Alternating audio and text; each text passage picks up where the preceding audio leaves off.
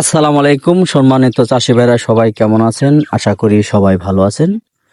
বরাবরের মতো আজকে আরেকটি নতুন ভিডিওতে সবাইকে স্বাগত জানাই।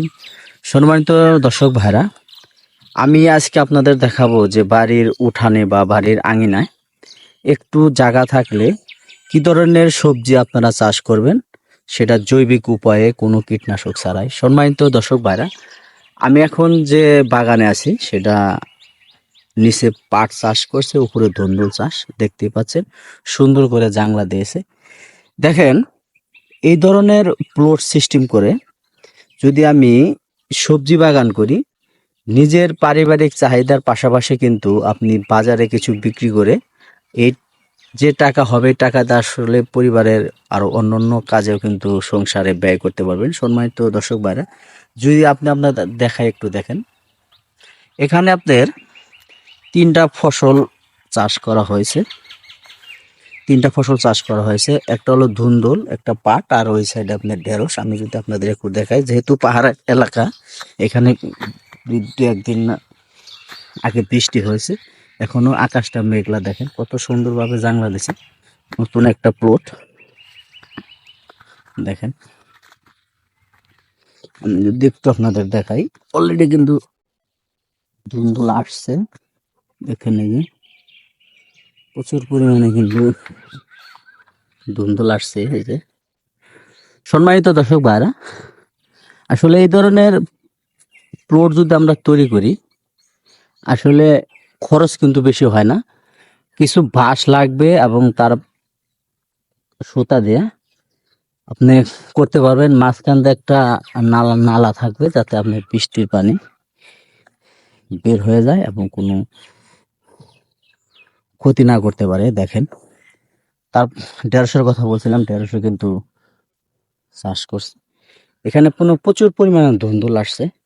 আসলে এই সময় ধুন্দুল কিন্তু মাছ দিয়ে রান্না করলে খুবই ভালো ভালো লাগে। এখানে কিন্তু কোনো ধরনের আপনার কেমিক্যাল ব্যবহার করা হয় নাই।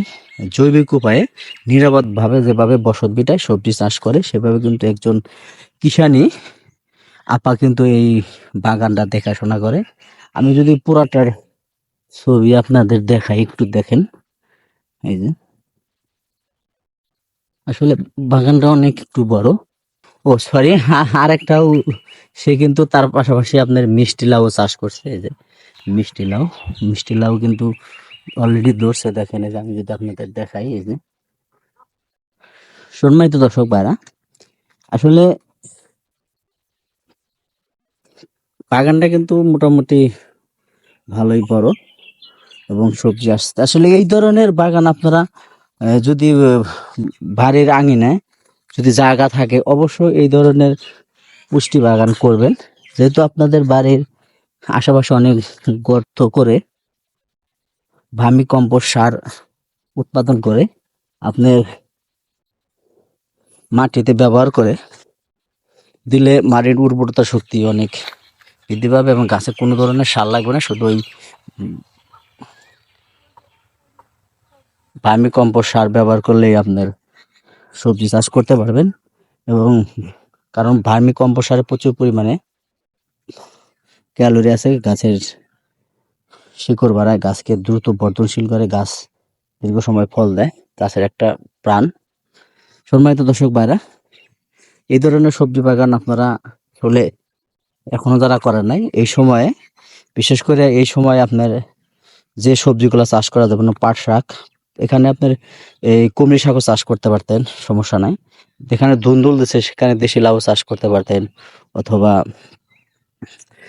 আপনার করলা চাষ করতে পারবেন, সমস্যা নাই। যে যেটা পছন্দ নেই সেটা চাষ করতে পারবেন। সম্মানিত চাষি ভাইরা, আজকে ভিডিও এই পর্যন্ত। যদি ভালো লাগে অবশ্যই একটি লাইক এবং সাবস্ক্রাইব করবেন। সবাই ভালো থাকবেন। আসসালামু আলাইকুম।